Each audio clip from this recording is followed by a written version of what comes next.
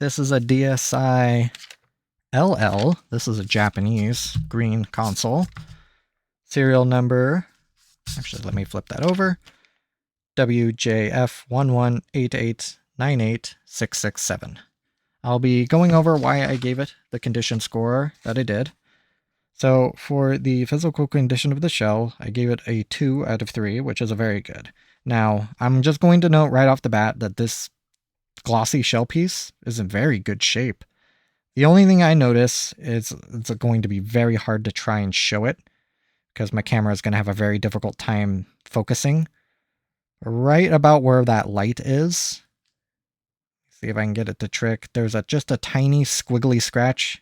There it goes, it's actually focusing.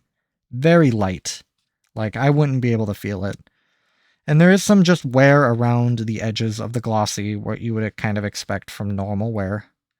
But other than that, like this glossy shell is in great shape. Now, really, when I was looking over this, I could maybe spot out just like really tiny marks here and there. Like there's one right here where these two shell pieces meet. If it wants to focus, like right there. Like there's a mark right there. Like nothing really crazy or even worth noting. I think, which one had it? There was like a very light scratch right there that I have to shine my light on to even really see it. And then when we circle around to the back, this back is essentially flawless. I don't see anything wrong with it. Aside from like maybe where my fingerprints have been. No scratches of anything, any note. Face shell pieces, the top one's in really good shape. And then when we get to the bottom, it's a bit of a different story. There is wear around the D-pad and the face buttons. As I sort of shine my light, you'll see how it's like glossy around these. That's just worn down. It doesn't look bad by any means, but like if I go face on, you would never know. But once I sort of shine my light on it, you'll see that sort of glossy ring around it. The ABYX is a bit more aggressive, and you can actually see like light scratching within this sort of glossy section, which was mainly why I gave this shell a 2 out of 3, is this face shell, relatively speaking, is in worse shape. Other than that, it's in, like, if that doesn't bother you, it's in great shape. The physical condition of the hardware, which will be all the buttons and screw protectors, I gave a 3 out of 3. Excellent. All the screw covers, none of them are damaged.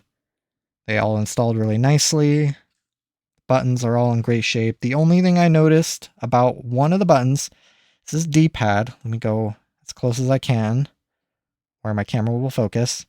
On the left D-pad, there's this little white dot. I don't know what that is. It's not like a goober. I think it's just damage.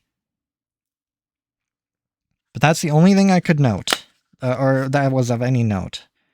When I pick out these shoulder buttons, I try to match the condition of the bottom shell, which again is in perfect shape.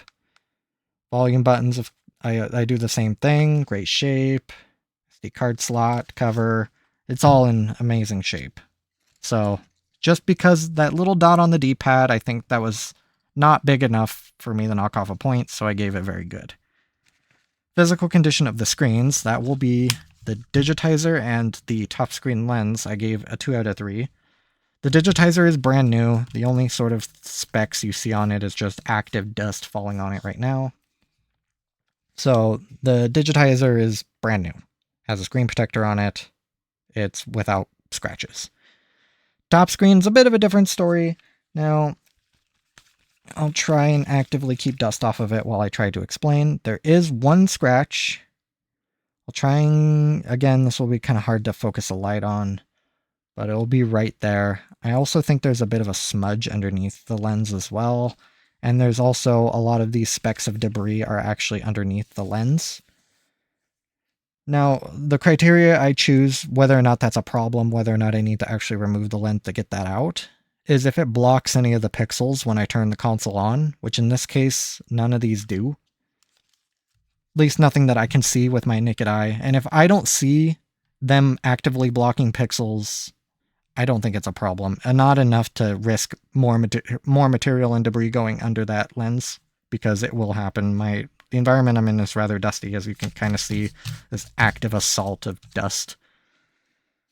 So it is good enough, but it was enough to knock off a point. For the screen condition, I gave a 2 out of 3. Now I'm going to turn off my light for that. The screen condition is the LCD displays themselves. And the only thing I note, the top screen is more red. A little bit. And it's not very visible through my camera. I wish it was. You can kind of tell if you look at the corners. Like right here and right here. It's just a different sort of color temperature. It's not amazingly different, but it is enough for me to see it. Not enough for me to investigate looking into swapping out these screens, because this is about as close as I can get it in this case. And as long as you're not looking at white screens, once you start playing a game, it should be virtually unnoticeable. But if you're particularly sensitive to the different color temperatures, that is something to note. So that is why I gave it the condition score that it did.